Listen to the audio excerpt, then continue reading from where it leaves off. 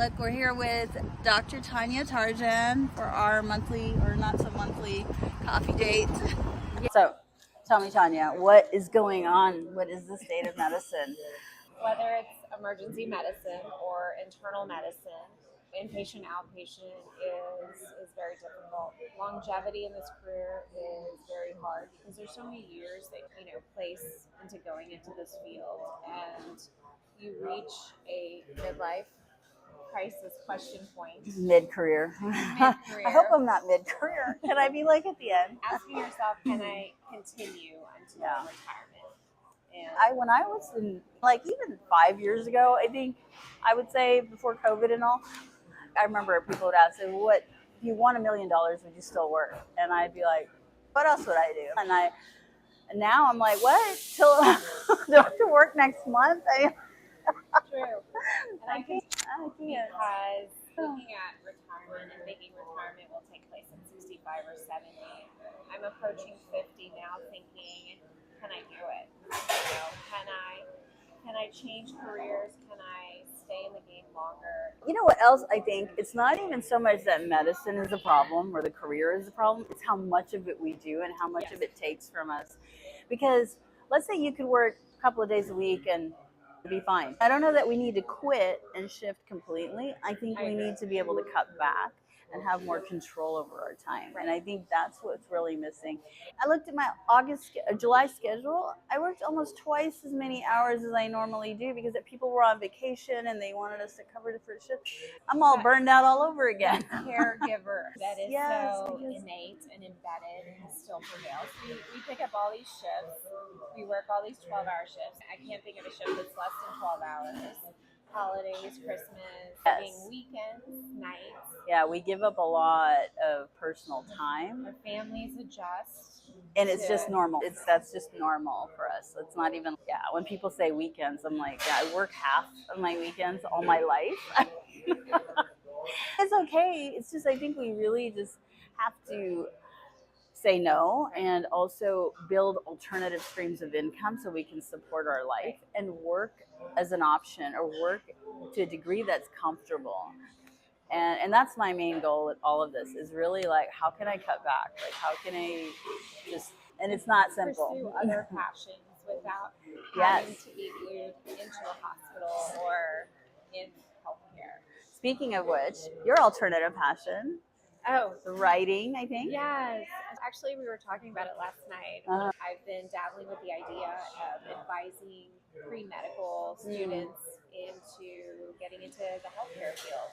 Because you love it so much. But also it's like, hey, come on, do what I'm doing. Yeah. So there's other passions outside of medicine that we want to do. Okay, so Tania, tell me. You were saying about your medical career and how it started. Tell us about that. So oftentimes people hear the story of I went to college, and then from college I went to medical school, and then I came out, I was married and had a family, and life is great. But what people didn't realize is that so many of us have these quarter-life crisis moments. Quarter-life crisis. And I am the example. At 25, is that when it happens? Pretty much. Actually, right after college, you come home and you go, what can I do? My daughter is exactly there. Yeah. And you need time. You need time to pursue some different opportunities, and everything steers you in the right direction. I was just telling Shamim that I made a career out of being rebellious and being, I made a career out of the naysayers. Yeah. I can't tell you how many people along the way told me that I could not pursue a career in medicine. What did they say to you? That I didn't have what it took to be a doctor. And so I should really reconsider my career choices. And I actually believed the advisor, and I walked away. And when I came home from college, I just had to have that moment where you step back and you try different things, and eventually you will pursue what you're passionate about. And for me, it was navigating towards healthcare again. So I started back in research at UT Southwestern, and before I knew it, after a few classes at the local university, I was double degree. I have a double degree. So your first degree was in anthropology? Wow. With a emphasis on writing. So I loved writing, and I did more of a biology, kind of biological anthropology, where we looked at culture and its implication on genetics and whatnot. So there was some science in the background, but it was also a career or a degree that kind of pigeonholed you into research and writing. And from there, from the medical school, I was able to go back and get all the degrees and the science classes I needed to eventually apply to medical school.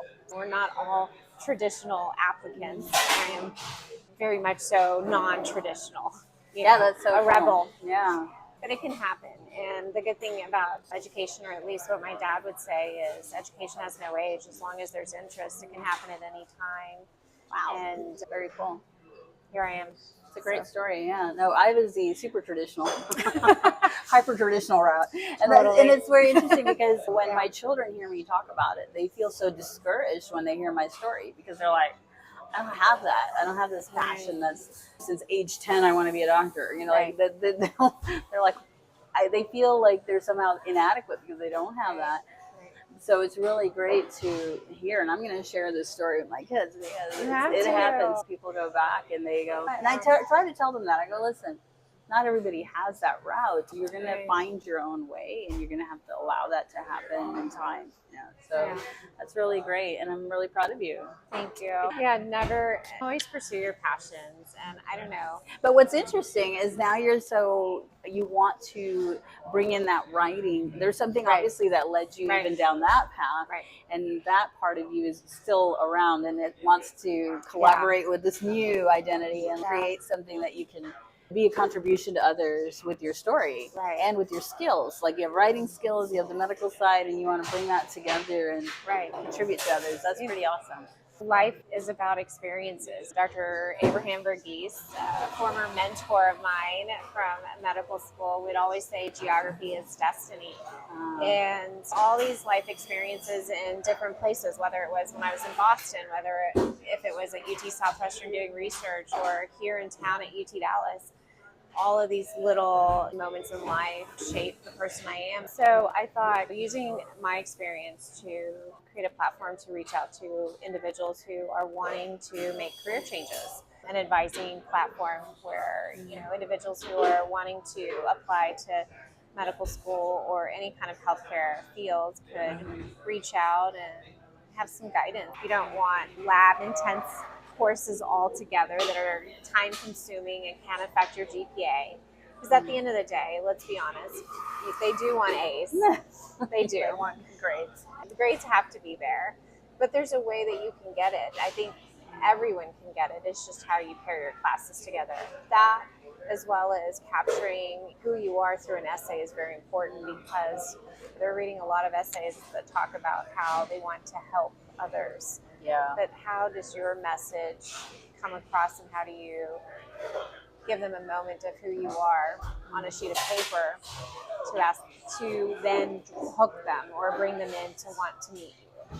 I was wondering when you were talking if it's actually even more challenging for women to shift and change careers, especially if they're married and have children, because we feel obligated to take care of the family and take care of the kids. That comes first. And putting yourself first and saying, hey, no, we're going to do this now is really a big deal. It is a financial hit for a girl or a guy. It is taking out a loan that's a mortgage.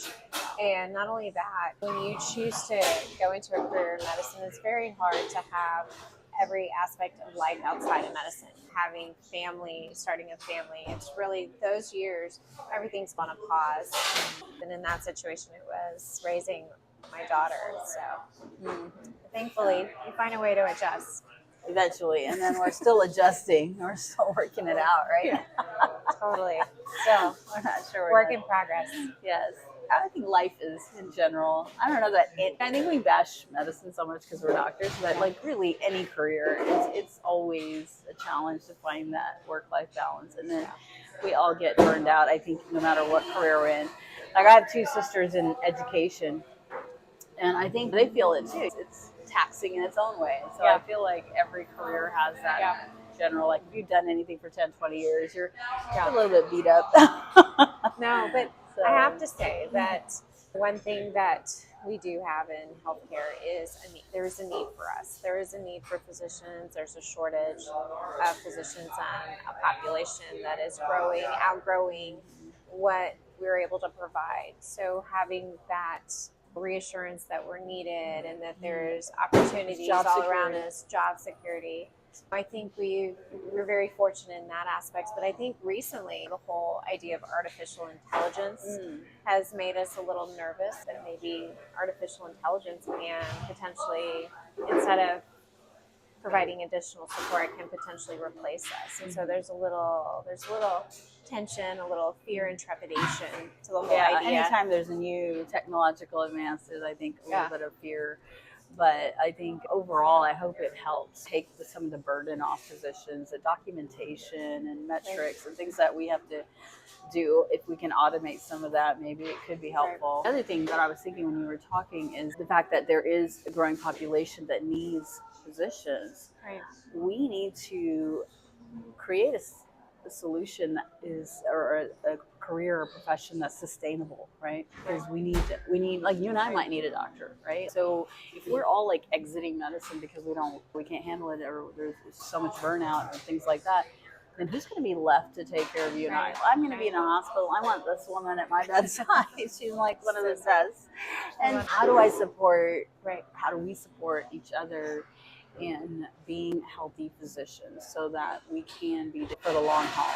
That's what's important. That is a very good question. It's a very hard question to answer because when we went into training, our attendings were in their 70s and they retired, some in their late 70s and 80s, and now we're seeing a lot of colleagues who are our same age now retiring from medicine and pursuing other passions. The work involvement, the documentation component, the hours, the expectations. So it's been harder to keep up. It's the volume, the growth, but we're still seeing shortages in physician care outside of the Metroplex, smaller cities. I know, Shamim, you've had to go out and provide. With ER, I don't know why, but I get contacted by recruiters on a daily basis. Hey, we've got so much need everywhere. And one of them was even in Dallas. Like there's hospitals within the DFW area. They're not necessarily even out in the rural areas that we imagine. So it's interesting that there's still so much need.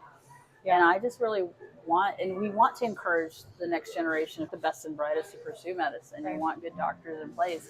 And how do we support them to do that? How do we create a culture and a system that supports that? Tania, you have a daughter? I do. How old is your 10-year-old. 10-year-old. A 10-year-old. I did miss the first 2 years of her life.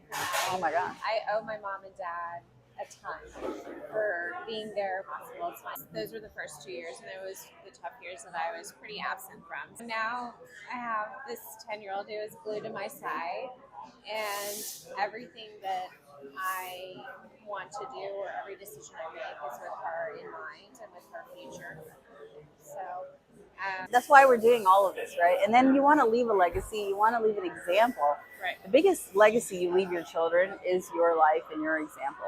Right. And I used to guilt myself a lot, especially when my children were young, because I got divorced when my kids were like 3 and 1 years old, right? So I was obviously absent for a lot of it, and I felt really bad. But another thing I had to acknowledge was, guess what? They're seeing an independent woman creating her life, and that's still something. It may not be perfect or whatever, but they are also gaining from that experience on how to be independent and resourceful and resilient. I think that's a huge part of it. And I think regardless of, you might feel like you missed out and there are things you weren't quote unquote able to provide, but you provided something that you were not provided, right? Like your mom was probably stay-at-home mom, I'm guessing. A lot of our you provided a completely different worldview to your child. Think about that.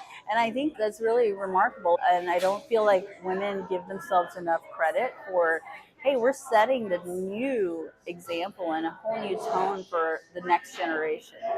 And that's a big deal. Don't sell yourself short. What are your plans for the next get-together for Dr. Investment? Okay, so another post that you might have missed is... So bad with keeping up on social media. I had posted about Tom Burns. Okay. He is an author and is a physician, orthopedic surgeon, and real estate investor, developer. He's in Austin. He's been doing this for 25 years. And the smart thing about him is he started to think about it really early. Okay. And he was proactive in creating passive income up front. That's that we're all aiming for. No, what were we I might thinking? have come into the game a little late thinking Oh. about that. Dude, you're But- talking at me. I'm like 10 years older than her, I think, right? Easy. No. 5. I don't know. Something more. Not even. But no, that is, so he's pursuing something he's passionate about and still practicing medicine. Yeah, that's ideal. That's what we all want. Because I think what we want ultimately are physicians who are happy and healthy mentally, physically, and then they're going to be providing the best care, right? And so it's a win situation. You have to take care of yourself if you're going to take care of other people.